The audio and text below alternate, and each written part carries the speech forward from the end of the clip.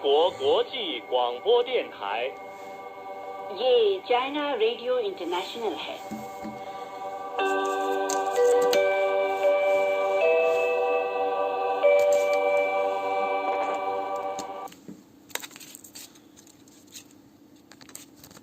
क्रम आरंभ होता है। आज के इस कार्यक्रम में समाचारों के बाद स्वर्णिम चीन के रंग कार्यक्रम के तहत रेशम मार्ग तब और अब तथा चीनी उपन्यास पश्चिम की तीर्थ यात्रा प्रस्तुत किए जाएंगे। अंत में होगा रोजमर्रा की चीनी भाषा। अब सुनिए आज के मुख्य समाचार। वांग यी ने रूसी संघ की सुरक्षा परिषद के सचिव के साथ रणनीतिक वार्ता की। चीन ने अमेरिका से चीनी उद्यमों के कर्मचारियों की बेवजह जांच बंद करने का अनुरोध किया। लक्ष्मी प्रसाद निरोला ने कहा, शीतसांग में लोकतांत्रिक परामर्श और वैज्ञानिक निर्णय लेने के लिए एक महत्वपूर्ण मंच हैं 2 सत्र। अब आप दिव्या पांडे से सुनिए आज के पूरे समाचार।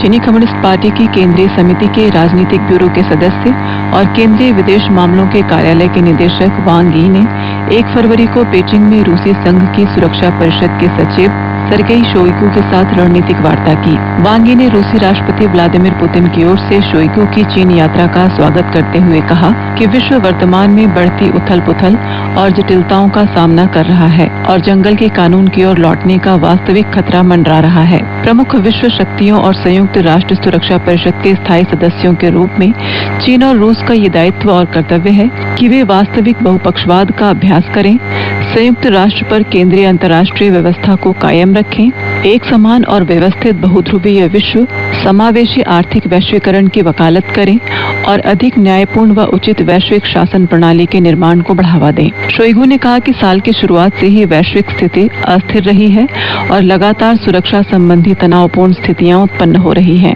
रूस हमेशा से एक चीन सिद्धांत का पालन करता रहा है। ताइवान जलडमरू मध्य में स्थिरता को कमजोर करने वाली शत्रुतापूर्ण शक्तियों की गतिविधियों पर कड़ी नजर रखता है और जापान द्वारा पुनः सैन्यकरण को तेज करने के प्रयासों का दृढ़ता से विरोध करता रहा है। चीनी विदेश मंत्रालय के प्रवक्ता ने 2 फरवरी को घोषणा की कि चीनी स्टेट काउंसिलर शन येचिन स्पेन सरकार के निमंत्रण पर 4 से 5 फरवरी तक स्पेन की यात्रा करेंगी और 6 फरवरी को इटली के मिलान में आयोजित होने वाले 25वें शीतकालीन ओलंपिक खेल समारोह के उद्घाटन समारोह गतिविधियों में भाग लेंगी। चीनी विदेश मंत्रालय के प्रवक्ता लिन चेन ने 2 फरवरी को नियमित प्रेस वार्ता में संबंधित सवाल के जवाब में बताया कि फिलहाल अमेरिकी कानून प्रवर्तन विभाग ने अनेक बार चीनी उद्यमों के कर्मचारियों की लंबे समय तक बेवजह जांच कर उनको रोका और वापस भेजा। कानूनी प्रवर्तन का तरीका सख्त था जिसने चीनी नागरिकों के वैध हितों का गंभीर उल्लंघन किया और दोनों देशों के बीच सामान्य व्यापार सहयोग और सांस्कृतिक आदान प्रदान का माहौल बर्बाद किया। चीन इसके प्रति जबरदस्त असंतुष्ट है और इसका डटकर विरोध करता है। प्रवक्ता ने कहा कि चीन अमेरिकी कानूनी प्रवर्तन विभाग से फौरन ही गलत कार्रवाई बंद कर चीनी उद्यमों के कर्मचारियों की बेवजह जांच बंद करने और दोनों देशों के राष्ट्राध्यक्षों की अहम समानताएं लागू कर दोनों देशों की जनता की सामान्य मैत्रीपूर्ण आवाजाही सुनिश्चित करने का अनुरोध करता है। चीन प्रभावी कदम उठाकर अपने नागरिकों के वैध हितों की डटकर सुरक्षा करेगा। ध्यान रहे, फिलहाल चीनी उद्यमों के कर्मचारियों को अमेरिका में प्रवेश करने के समय उनकी बेवजह जांच की गई और उनको करीब 60 घंटे तक रोककर वापस भेजा गया। 2 फरवरी को आयोजित चीनी विदेश मंत्रालय के नियमित संवाददाता सम्मेलन में प्रवक्ता ने सीमा पार दूरसंचार और ऑनलाइन धोखाधड़ी के खिलाफ लड़ाई से सवाल का जवाब दिया। प्रवक्ता ने कहा कि चीन कुछ समय से म्यांमार और अन्य देशों के साथ सीमा पार दूरसंचार और ऑनलाइन धोखाधड़ी से निपटने के लिए सक्रिय रूप से सहयोग कर रहा है। ऑनलाइन जुआ और दूरसंचार धोखाधड़ी के प्रकोप को संयुक्त रूप से समाप्त कर रहा है और लोगों के जीवन और संपत्ति की सुरक्षा तथा क्षेत्र के देशों के बीच आदान प्रदान और सहयोग की व्यवस्था बनाए रखने में महत्वपूर्ण परिणाम प्राप्त कर रहा है। चीन अंतर्राष्ट्रीय कानून प्रवर्तन सहयोग को और गहरा करेगा, दूरसंचार धोखाधड़ी, ऑनलाइन जुआ और अन्य संबंधित सीमा पार आपराधिक कार्यवाहियों से निपटने के प्रयासों को तेज करेगा ताकि जुआ और धोखाधड़ी के प्रकोप को संयुक्त रूप से समाप्त किया जा सके। चीन के राष्ट्रीय वन और घास के मैदान प्रशासन से मिली जानकारी के अनुसार हाल के सालों में चीन ने आर्द्र भूमि पारिस्थितिक संरक्षण और पुनर्स्थापन को लगातार मजबूत किया है। चीन में एशिया का सबसे बड़ा और दुनिया का चौथा सबसे बड़ा आर्द्र भूमि क्षेत्र है। चीन में आर्द्र भूमि संरक्षण का एक नया पैटर्न बना है जिसमें मुख्य शासन और श्रेणीबद्ध संरक्षण को जोड़ा गया है। हाल के सालों में चीन ने आर्द्रभूमि संरक्षण के लिए कानूनी सुरक्षा उपायों को लगातार मजबूत किया है, कानून की शासन प्रणाली में सुधार किया है, आर्द्रभूमि संरक्षण कानून को लागू किया है और संबंधित विभागों ने आर्द्रभूमि बहाली के लिए सहायक प्रणालियां पेश की हैं। देश में 21 प्रांतों ने प्रांतीय आर्द्रभूमि संरक्षण विनियमों का निर्माण और संशोधन का काम पूरा कर लिया है। बताया गया है कि चीन ने विभिन्न श्रेणियों की आर्द्रभूमि प्रबंधन प्रणाली बनाई है और उसे लगातार बेहतर बनाया है, जिसमें 82 अंतर्राष्ट्रीय स्तर पर महत्वपूर्ण आर्द्रभूमि, 80 राष्ट्रीय स्तर पर महत्वपूर्ण आर्द्रभूमि और 1208 प्रांतीय स्तर के महत्वपूर्ण आर्द्रभूमि शामिल हैं। 22 शहरों को अंतर्राष्ट्रीय आर्द्रभूमि शहरों के तौर पर प्रमाणित किया गया है, जो दुनिया में पहले नंबर पर हैं। 903 राष्ट्रीय आर्द्रभूमि पार्क बनाए गए हैं और लगभग 90% राष्ट्रीय आर्द्रभूमि पार्क आम लोगों के लिए मुफ्त में खुले हैं, जहां हर साल लगभग 32 करोड़ यात्री आते हैं। हाल ही में चीन के शीतसांग स्वायत्त प्रदेश की 12वीं जन प्रतिनिधि सभा का चौथा पूर्णाधिवेशन और 12वीं जन राजनीतिक सलाहकार सम्मेलन का चौथा पूर्णाधिवेशन आयोजित हुआ। लासा स्थित नेपाल के कौंसलर लक्ष्मी प्रसाद निरोला को 2 सत्रों के उद्घाटन समारोह में शामिल होने के लिए आमंत्रित किया गया था। लक्ष्मी प्रसाद निरोला ने शीतसांग स्वायत्त प्रदेश के 2 सत्रों के उद्घाटन समारोह में दूसरी बार भाग लिया और उन्होंने 2 सत्रों के सफल आयोजन पर बधाई दी। उन्होंने कहा कि शीतसांग में जन प्रतिनिधि सभा और जन राजनीतिक सलाहकार सम्मेलन यानी 2 सत्र लोकतांत्रिक परामर्श और वैज्ञानिक निर्णय लेने के महत्वपूर्ण मंच हैं, जो शीतसांग की जनता की सामूहिक इच्छा को दर्शाते हैं। चीनी कम्युनिस्ट पार्टी के नेतृत्व में शीतसांग स्वायत्त प्रदेश ने बुनियादी संस्थापनों के निर्माण, गरीबी उन्मूलन, सांस्कृतिक संरक्षण और जातीय एकता में अभूतपूर्व सफलता प्राप्त की है। ये उपलब्धियां नेपाल के लिए सीखने और अनुकरण करने योग्य हैं। उन्होंने ये भी कहा कि विशाल हिमालय पर्वतमाला नेपाल और चीन को आपस में जोड़ती है। दोनों देश शांतिपूर्ण सह अस्तित्व में हैं, एक दूसरे का सम्मान करते हैं और आपसी लाभ वाले सहयोग को बढ़ावा देते हैं, जो अच्छे पड़ोसी संबंधों और मित्रता का एक आदर्श उदाहरण है।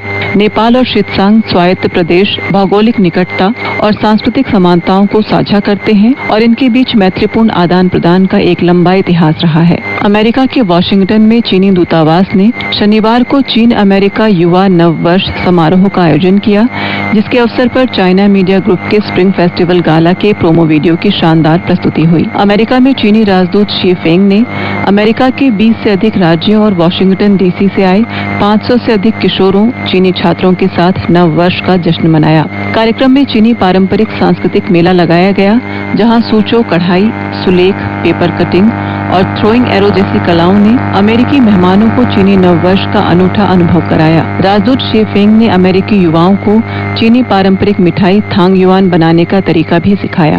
कार्यक्रम में follow the movie tour China लघु फिल्म और सीएमजी स्प्रिंग फेस्टिवल गाला का प्रोमो वीडियो भी दिखाया गया, जिससे दर्शकों ने चीन की सांस्कृतिक समृद्धि और नववर्ष के उत्साह का अनुभव किया। उधर दक्षिण अफ्रीका में गर्मियों के चरम मौसम में 31 जनवरी को वर्ष 2026 सीएमजी स्प्रिंग फेस्टिवल गाला के प्रचार वीडियो का पहला प्रसारण भी हुआ। 1 फरवरी को अमेरिकी मीडिया के साथ एक टेलीफोन इंटरव्यू में अमेरिकी राष्ट्रपति डोनाल्ड ट्रंप ने दावा किया कि वह संयुक्त राष्ट्र के वित्तीय संकट को आसानी से हल कर सकते हैं, लेकिन उन्होंने इस बात का कोई जिक्र नहीं किया कि अमेरिका यूएन का बकाया चुकाएगा या नहीं। ट्रंप ने मीडिया को बताया कि उन्हें अमेरिका के यूएन ड्यूज के बकाये के बारे में पता नहीं था, लेकिन उन्हें भरोसा था कि वह आसानी से समस्या हल कर सकते हैं और जब तक यूएन कहेगा वह दूसरे देशों से पैसा भरवा सकते हैं। संयुक्त राष्ट्र महासचिव एंटोनियो गुटेरेस के उप प्रवक्ता ने 30 जनवरी को कहा कि गुटेरेस ने यूएन के सभी सदस्य देशों को पत्र भेजा है, जिसमें यूएन की मौजूदा खराब वित्तीय हालत के बारे में चेतावनी दी गई है।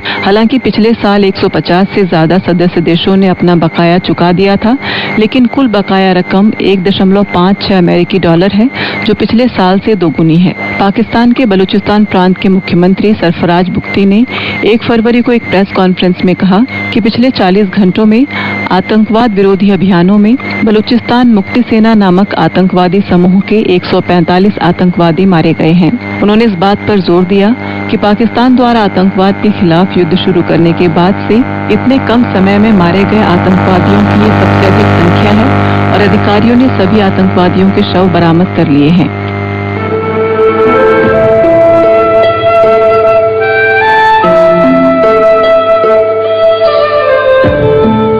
चीन की संस्कृति, सभ्यता और जानकारी, चीन का इतिहास, रीति रिवाज और विदेशी आदान प्रदान, सब कुछ यहाँ मिलता है। आइए चलते हैं चीन के सफर पर और शुरू करते हैं हमारा खास कार्यक्रम स्वर्णिम चीन के रंग।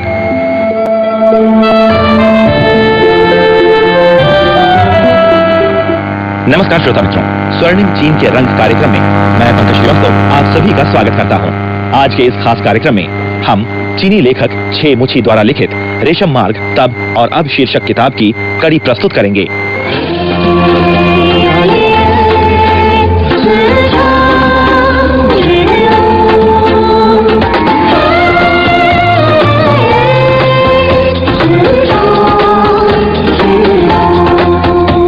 अभी माय ची शान गुफाओं की मरम्मत का काम चल रहा है। कॉन्ग्लोमरेट भूखरा ही तो है, फिर मौसम के थपेड़ों, भूकंप के झटकों और मानवीय कारणों से चट्टानों पर दरारें पड़ गई हैं। इन्हें इस्पाती सामग्री, सीमेंट और हाई मॉलिक्यूलर पॉलीमर से मजबूत बनाने के लिए सरकार ने काफी बड़ी धनराशि का प्रावधान रखा है। साथ ही पर्वत पर सीढ़ियां बनाने की योजना भी तैयार की गई है ताकि यात्री सुरक्षित रूप से सारी गुफाओं को देख सकें। मेरे जाते वक्त माय ची शान गुफा संरक्षण संस्थान के हेड ने मुझे विदाई देते हुए कहा, आशा है कि ये परियोजना पूरी हो जाने पर आप फिर आने का कष्ट उठाएंगे। मैंने सोचा कि तभी बड़ी संख्या में देसी विदेशी पर्यटक यहाँ आकर अनूठी कला का आनंद उठा सकेंगे।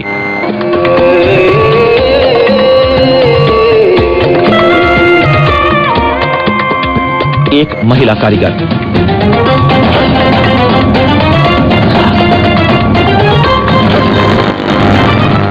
माय ची शान गुफा संरक्षण संस्थान की बैठक में मैंने एक नक्काशीदार लाख का पर्दा देखा जिसका डिजाइन सूक्ष्म और सरल था और जो गुफा के कलात्मक वातावरण से एकदम मेल खा रहा था। ये थिएनशुई नक्काशीदार लाख कारखाने का उत्पाद था। थिएनशुई शहर लौटकर मैंने इस कारखाने को देखा। कारखाने में बनी लाख की वस्तुएं 30 देशों में भेजी जाती हैं। नक्काशीदार लाख चीन का एक प्राचीन शिल्प है। कहा जाता है कि 3000 साल से पहले के शांग राजवंश काल में ही नक्काशीदार लाख वस्तुएं बनाना शुरू हो चुका था।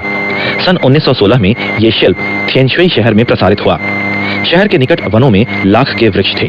बढ़िया लाख पैदा होता था।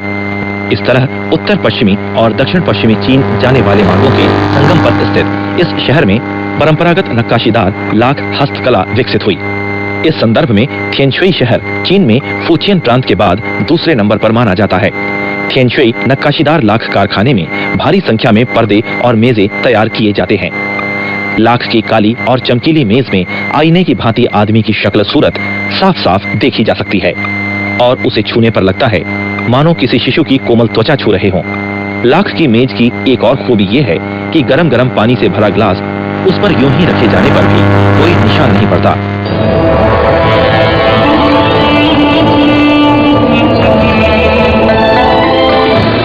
मित्रों, अब आप सुन रहे हैं लेखक छे मुछी की रेशम मार्ग यात्रा के आधार पर लिखित किताब रेशम मार्ग तब और अब की कड़ी।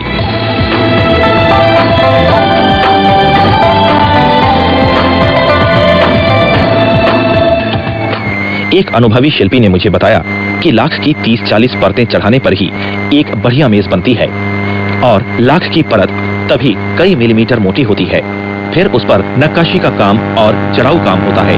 उसमें खेत, हाथी के दांतों या सीपियों से बनी मानव आकृतियां और फूलों, पक्षियों और मछलियों की आकृतियां जड़ी जाती हैं। इस तरह एक सूक्ष्म और मनोरम चित्र रूप लेता है। मैंने इस कारखाने की सभी वर्कशॉप देखी है। नक्काशी वर्कशॉप ने मुझे बांध लिया। सधे हुए हाथों से बन रही विभिन्न भाव भंगिमाओं वाली मानव आकृतियां विशेष रूप से आकर्षक थीं। मैं एक लड़की के पीछे खड़ा उसका काम देखता रहा। देखा देखी में उसके हाथ में हाथी के दांत का एक टुकड़ा तेजी से घूमती खराद पर आदमी के चेहरे का रूप लेने लगा और अंत में उसके सिर पर बारीक बाल भी साफ दिखाई देने लगे। मुझे उसके काम में दिलचस्पी लेता देख उसके पास में पड़ी मूर्तियों में से 2-3 उठाकर मुझे दिखाई और एक बूढ़े के सिर की मूर्ति की ओर इशारा करते हुए कहा, वो तो हंस रहा है। मैंने उस मूर्ति को उठाकर अपनी हथेली पर रखा और गौर से देखा। सच में उस बूढ़े की दोनों आंखें गोल गोल थीं। चेहरे पर हंसी खेल रही थी। मुंह को ढकी दाढ़ी भी मानो ठहाके के मारे फहरा रही थी। ये बूढ़ा कितना प्रसन्न है, मैंने कहा। लड़की मुस्कुरा भर दी। मैंने उससे पूछा, तुम्हारा नाम? तू श्याओचिन, उम्र 18 साल। तुम्हें ये काम पसंद है? उसने हामी में सिर हिलाया। एकाएक मुझे माय ची शान गुफा खोदने वाले गुमनाम कलाकारों की याद आ गई। पूछ बैठा, माय चीशान जा चुकी हो? हाँ। बुद्ध की मिट्टी की मूर्तियां पसंद आई? एकदम। उन मूर्तियों से कोई प्रेरणा मिली? जरूर। लेकिन मैं हाड़ मांस के आदमियों, भिन्न भिन्न भाव भंगिमाओं वाले असली आदमियों को देखना पसंद करती हूँ। थिएनशुई शहर को छोड़ने के बाद भी मुझे तू शाओछिन की मासूमियत भरी बातें याद आया करती हैं। लेकिन मैं हाड़ मांस के आदमियों, भिन्न भिन्न भाव भंगिमाओं वाले असली आदमियों को देखना पसंद करती हूँ। उसने ठीक ही कहा है। कला का स्रोत जीवन और किसी विशेष सामाजिक परिस्थिति में रहने वाले आदमी ही है। माय चीशान गुफाओं में बुद्ध, बोधिसत्वों, भिक्षुओं और परिचारिकाओं की मूर्तियां क्यों दर्शकों को इतना प्रभावित करती हैं? क्योंकि उनमें हम धर्म का पर्दा उठाकर पृथ्वी पर रहने वाले भावुक इंसानों और उनकी अंतरात्माओं को भी देख सकते हैं।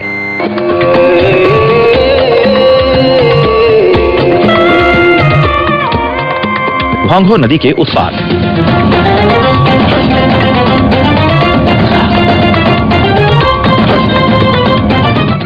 रेशम मार्ग के पूर्वी भाग को कांसू प्रांत से आर पार होने वाली ह्वांगहो नदी काट देती है। प्राचीन काल में छांगान से पश्चिमी क्षेत्र जाने के लिए ह्वांगहो नदी को पार करना होता था। इसके बाद ही ख़शी गलियारे की यात्रा जारी रखना संभव था। मैं तो रेलगाड़ी से शियान से थिएनशुई होकर कांसू प्रांत की राजधानी लांचाओ पहुंचा और फिर मैंने यहां से ह्वांगहो नदी पार कर पश्चिम की ओर अपनी यात्रा जारी रखी। मगर हान और थांग राजवंश कालों में पश्चिमी क्षेत्र की यात्रा तो वर्तमान रेल लाइन या राजमार्गों पर नहीं हो सकती थी।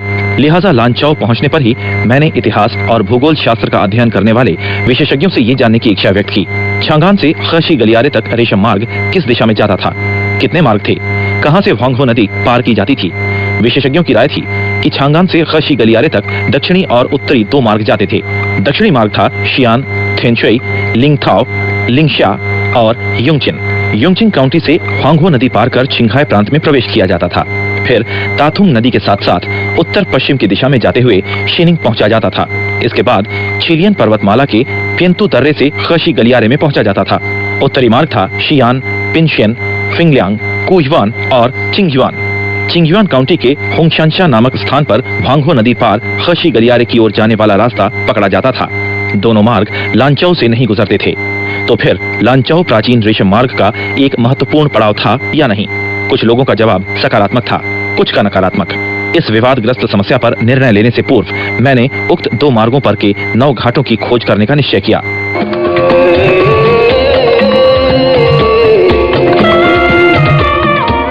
जहां ह्वांगहो नदी का पानी पीछे की ओर मुड़ता है।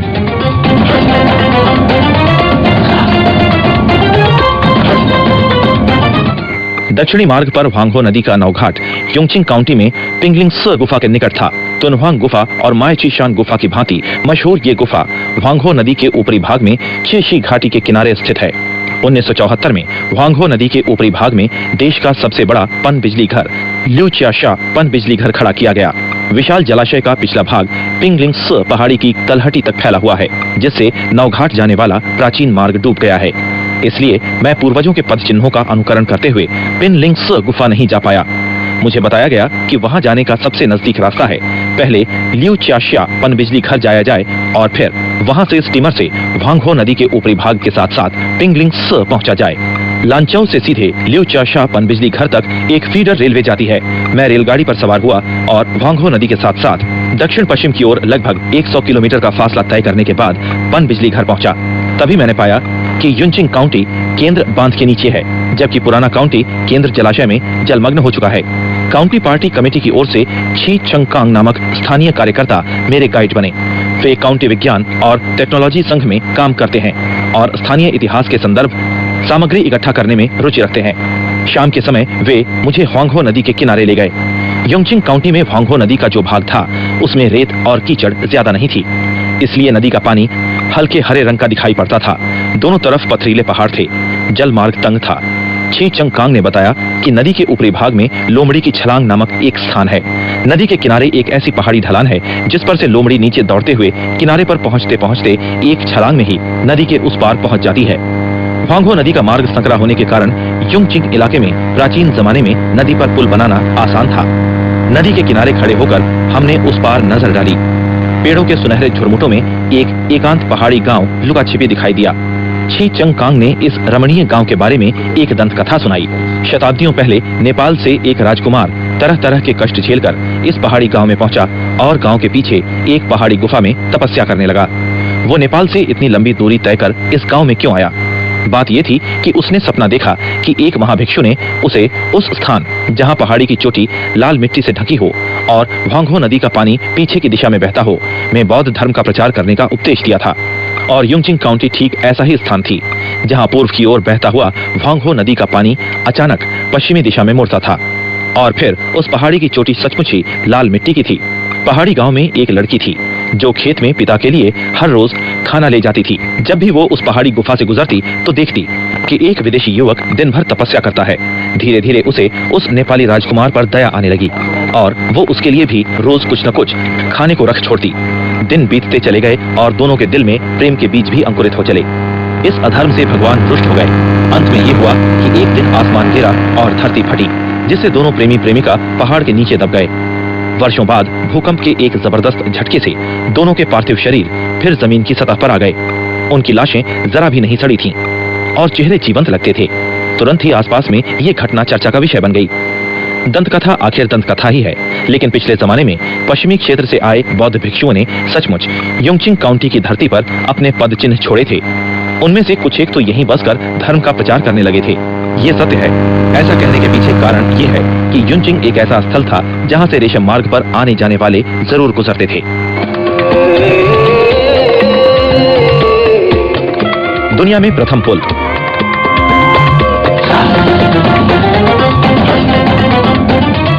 अगले दिन ची चंगकांग ने मुझे लिउ चाशिया पनबिजली घर दिखाया।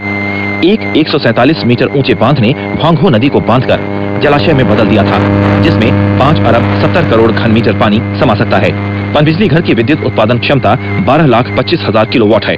साल में उसमें 5 अरब 70 करोड़ किलोवाट घंटा बिजली पैदा होती है, जो शेंसी, कांगसू और छिंगहाई आदि 3 प्रांतों में पहुंचती है। विशाल बांध पर चढ़कर मेरी आंखों के सामने एक विस्तृत मानव निर्मित झील नजर आई। हम एक स्टीमर पर सवार हुए और स्टीमर शांत पानी में दौड़ने लगा। आगे की ओर निगाह डाली तो झील की सीमा नजर नहीं आई।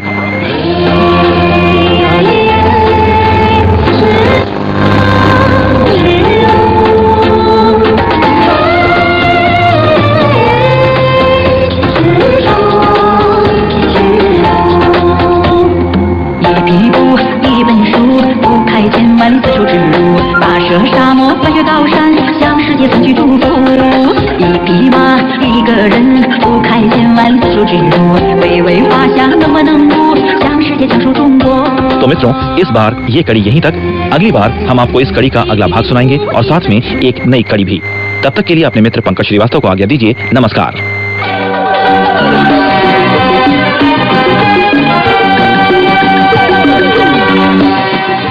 यह चाइना रेडियो इंटरनेशनल है। अब शुरू होता है पश्चिम की तीर्थ यात्रा महासागर का समय।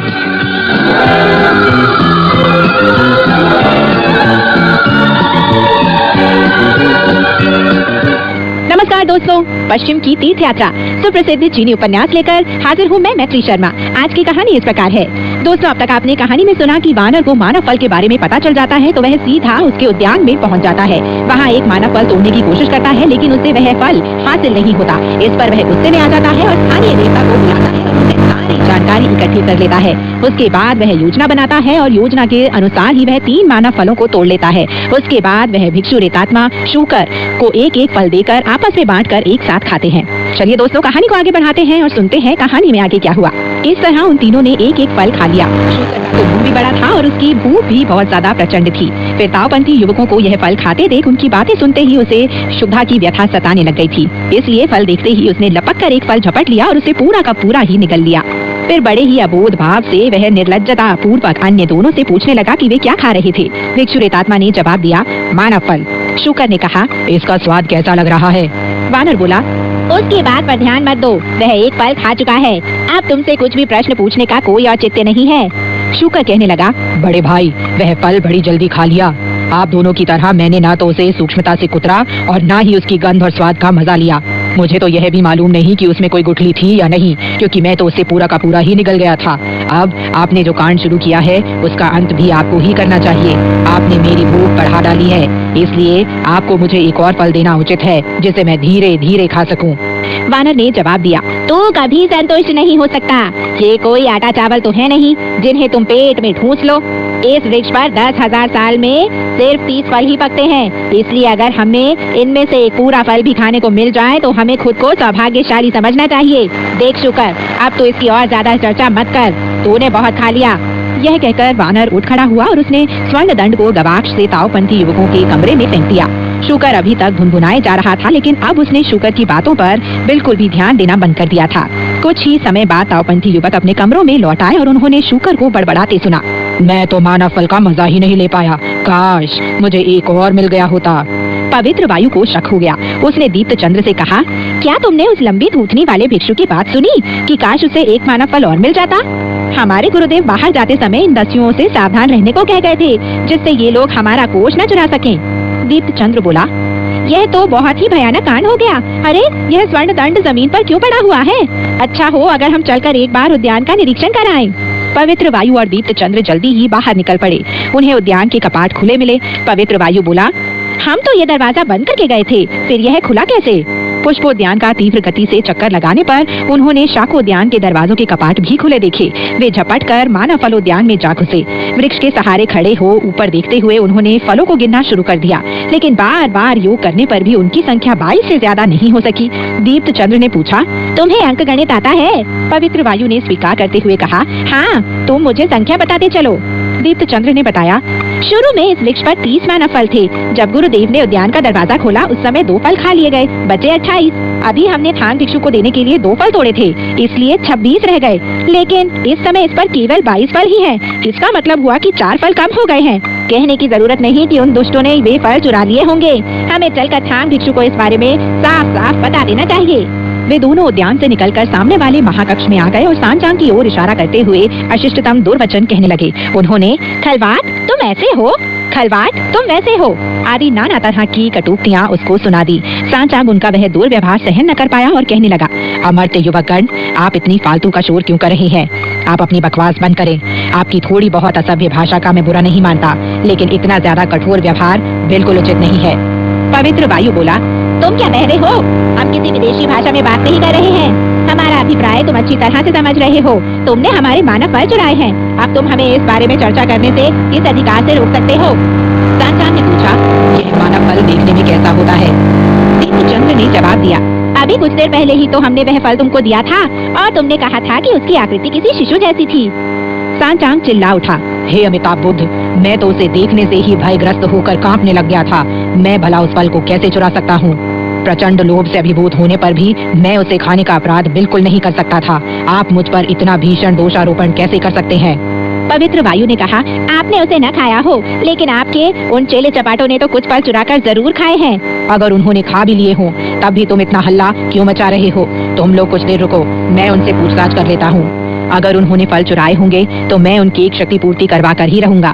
दीप्त चंद्र ने कहा, आप क्या क्षति पूर्ति करवाएंगे? ये फल ऐसे पदार्थ हैं जिन्हें धन से खरीदा नहीं जा सकता।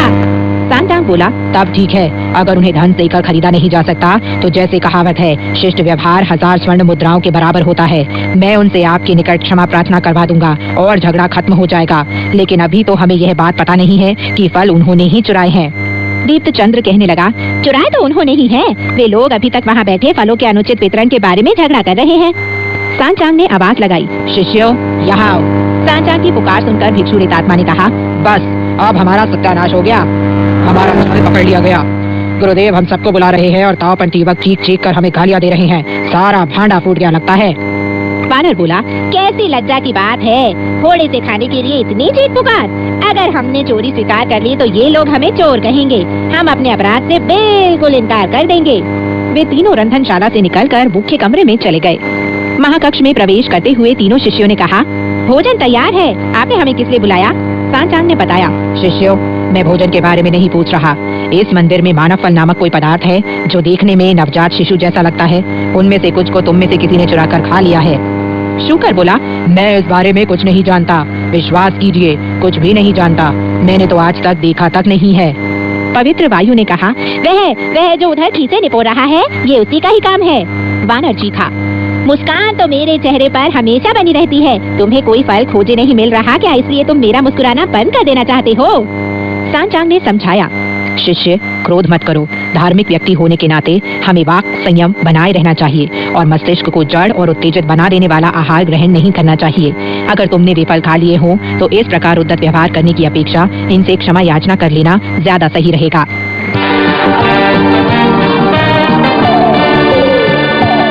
दोस्तों, अब तक आपने कहानी में सुना कि वानर, शूकर और भिक्षु रेतात्मा एक एक मानव फल खा लेते हैं। उनकी बातें सुनकर वे दोनों युवा शिष्य जो होते हैं उन्हें बहुत गुस्सा आता है और वे सांचांग को जली गटी सुनाते हैं। लेकिन सांचांग बोलता है कि उसे मानव फल के बारे में कुछ भी नहीं पता और वह कहता है कि अगर मेरे शिष्यों में से किसी ने भी मानव फलों को खाया होगा तो वे अपनी गलती जरूर स्वीकार करेंगे और आपसे माफी मांगेंगे। यह सुनकर वे सभी उन शिष्यों को बुलाते हैं और उनसे पूछताछ करते हैं, लेकिन तीनों शिष्य मना कर देते हैं कि उन्हें मानव फल के बारे में कुछ नहीं पता। चलिए दोस्तों, कहानी को आगे बढ़ाते हैं और सुनते हैं कहानी में आगे क्या हुआ। गुरु की विवेक युक्त बातें सुनकर वानर सारी बात सच सच बताने को मजबूर हो गया। उसने कहा, गुरुदेव, मैंने इस कांड की शुरुआत नहीं की थी। वास्तव में शूकर ने पास के कक्ष में इन युवकों को मानव फल खाते समय आपस में बातें करते सुन लिया था। उसे भी एक फल खाने की इच्छा हो गई। उसने मुझे 3 फल ले आने को राजी कर लिया ताकि हम तीनों शिष्य एक एक फल खा सकें। अब जबकि हमने वे फल खा ही लिए हैं, हमारा यहाँ ज्यादा देर तक रुकना निरर्थक ही सिद्ध होगा। दीप्त चंद्र ने पूछा, हमारे 4 फल चुरा लेने के बाद ये भिक्षु इस सत्य को अस्वीकार कैसे कर सकते हैं कि वे अपराधी हैं? शूकर चिल्लाया, हे अमिताभ बुद्ध, अगर वानर ने 4 फल चुराए थे तो उसने केवल 3 फल ही क्यों बांटे थे? उसने अवश्य हमारे साथ छल किया होगा। वानर पर ऐसे ही फालतू आरोप लगाता वह चीखने चिल्लाने लग गया। इस तरह उन दोनों युवकों को यह पता चल गया कि सच में फल चुरा लिए गए थे, इसलिए वे उन लोगों को और ज्यादा अधिक अपशब्द कहने लग गए। क्रोध में भरा महान मनीषी अपने फौलादी दांत पीसने लग गया और अपने आग्नेय नेत्रों से भयंकर दृष्टिपात करता हुआ अपने लौहदंड को कस कर पकड़ने लगा और ज्यादा समय तक अपने क्रोध पर संयम न रख पाने के कारण वह सोचने लगा, सत्यानाश हो इन ताओपंथी युवकों का।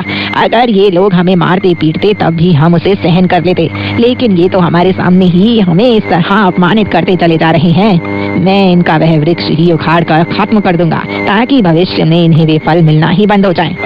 वाह रे दिव्य वानर! मस्तक के पिछले भाग से केश उखाड़कर उसने उस पर एक मंत्र पढ़कर फूंक मारी और कहा, बदलो।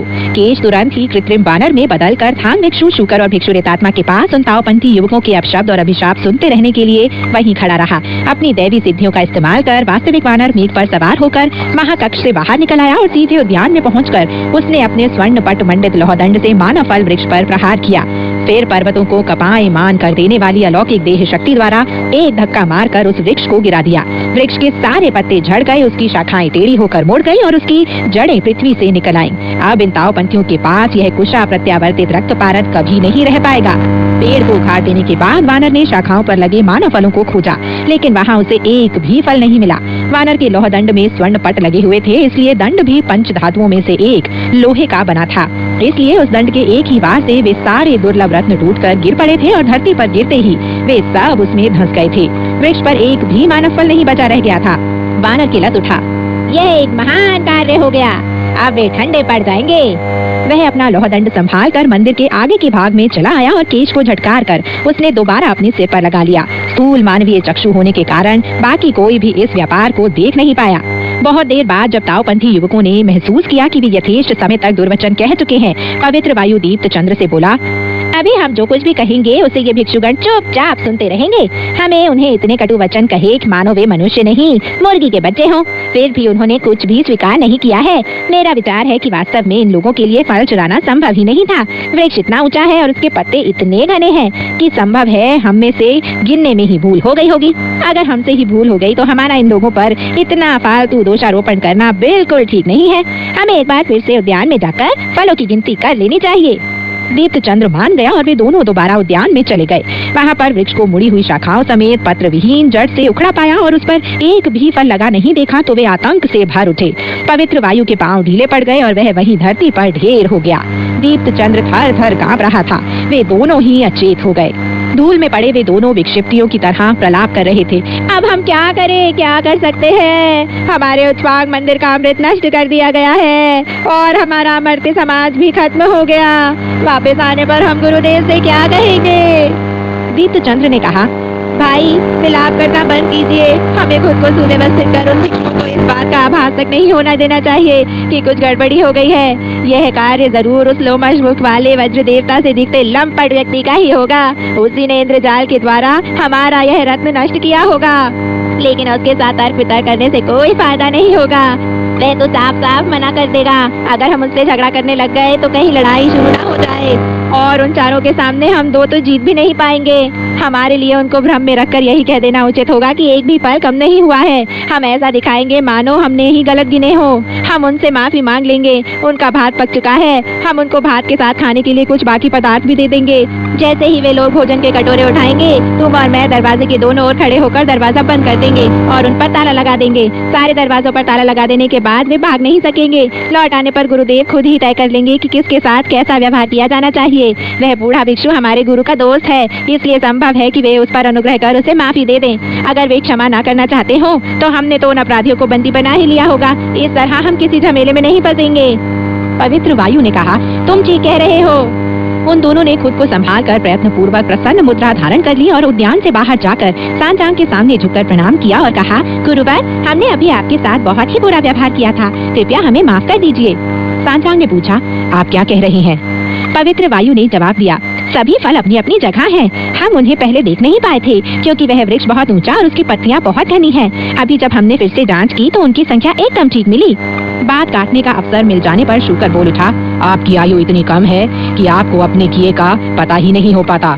अरे जारज व्यक्तियों, फिर तुम हम लोगों पर झूठा इल्जाम क्यों लगा रहे थे? हमसे इतनी बुरी तरह बात क्यों कर रहे थे? वानर उन दोनों का कपट अच्छे से समझ रहा था, इसलिए वह कुछ नहीं बोला।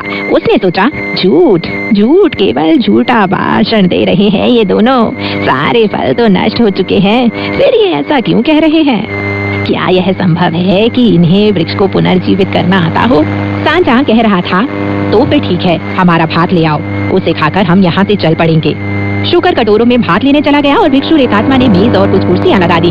दोनों युवक जल्दी बाहर जाकर कुछ अलग से अतिरिक्त खाद्य पदार्थ ले आए। नमकीन कद्दू, नमकीन सफेद बैंगन, मदिरा और चिष्ट में भीगे शलगम, सेम का अचार, नमकीन हरितक और सरसों का साग, कुल मिलाकर 7-8 भोज्य पदार्थ थे। उन्होंने वे सब तीर्थयात्रियों को भात के साथ खाने के लिए दे दिए और खुद स्वादिष्ट सुगंधित चाय का पात्र लिए मानो उनके आदेशों के इंतजार में खड़े रहे। तीर्थयात्रियों ने जैसे ही कटोरे हाथ में उठाए, दरवाजे के दोनों ओर खड़े उन युवकों ने कपाट बंद कर दिए और उन दोनों पर कमानियों वाले कांसे का ताला जड़ दिया। तो दोस्तों, आज की कहानी यहीं तक। आगे की कहानी लेकर मैं मैत्री शर्मा फिर हाजिर होंगी। तब तक के लिए नमस्कार, बाय बाय।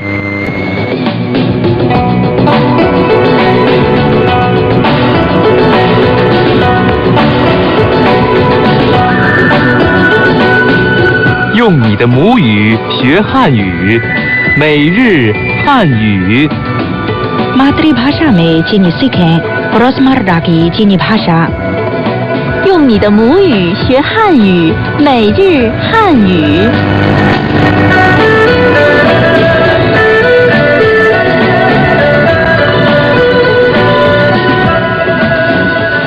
ये चाइना रेडियो इंटरनेशनल है।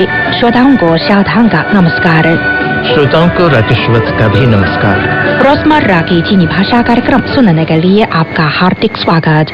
दोस्तों, पिछले पाठ में हमने मुख्य तौर पर चीन में पैसे एक्सचेंज करने में इस्तेमाल किए जाने वाले वाक्यों पर विचार किया था। अब आज के पाठ के प्रमुख वाक्य। 您好，要帮忙吗？ नमस्कार, क्या मदद चाहिए? 我交电话费。 मुझे फोन बिल जमा करना है। 我交电费。 मुझे बिजली बिल जमा करना है। 银行星期日休息吗？ क्या रविवार को बैंक बंद है?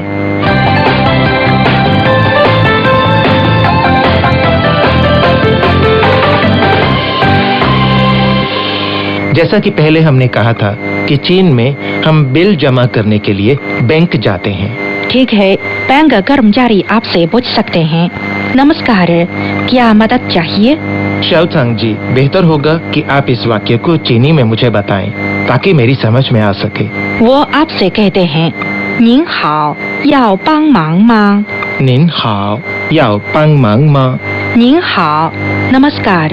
निन हाओ 要 चाहिए, याओ 帮忙 मदद, पांग मांग 吗 एक प्रश्नवाचक शब्द। मा। 您好，要帮忙吗？ नमस्कार, क्या मदद चाहिए? निन हाओ याओ पांग मांग मा। आइए सुने आज के पाठ की पहली बातचीत। 您好，要帮忙吗？我交电话费。 请跟我来。 谢谢。不客气。您好 नमस्कार नीन हाओ 要帮忙吗 क्या मदद चाहिए याओ पांग मांग मा माँ एक प्रश्नवाचक शब्द है। प्रश्नवाचक वाक्य के अंत में इसका प्रयोग किया जाता है। इसके जवाब में आमतौर पर 是 या 不是 कहा जाता है।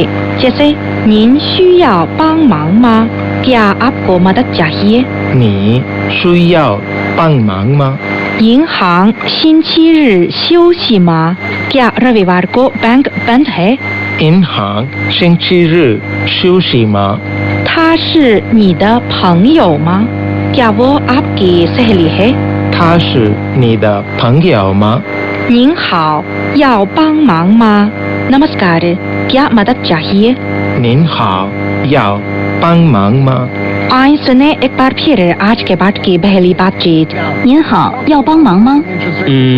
我交电话费，请跟我来。谢谢。不客气。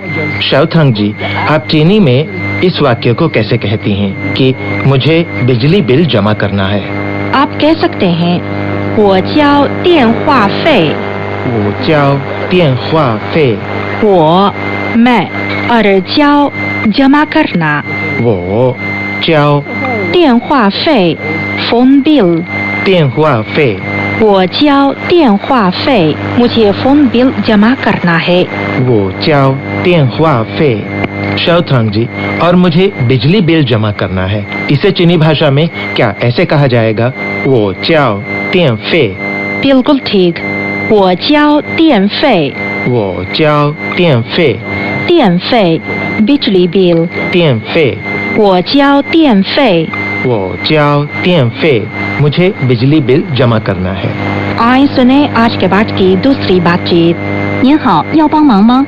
是的，我交电费。请您到第3个窗口。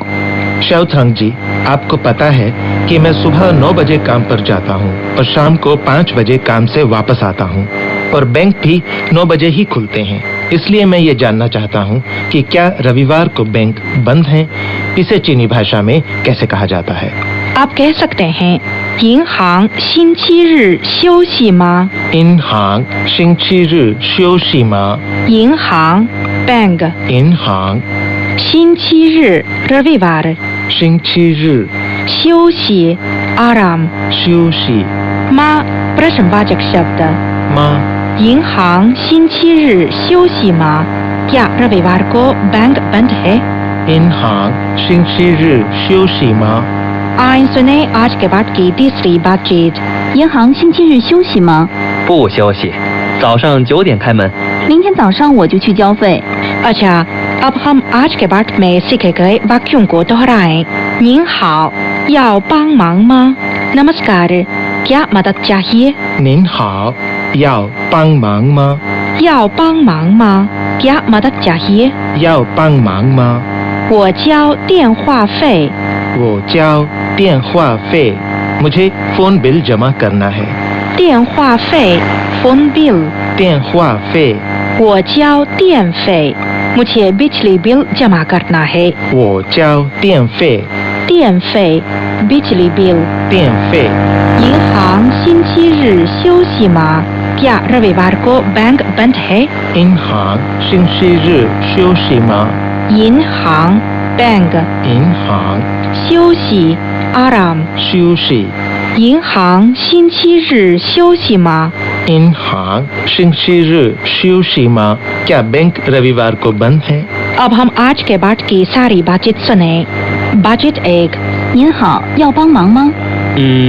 我交电话费。请跟我来。谢谢。不客气。 बातचीत 2您好，要帮忙吗？是的，我交电费。请您到第3个窗口。 बातचीत 3银行星期日休息吗？不休息，早上9点开门。明天早上我就去交费。 अच्छा दोस्तों आज का पाठ यही था अब राकेश वत्स और शाओथांग को आज्ञा दें नमस्कार नमस्कार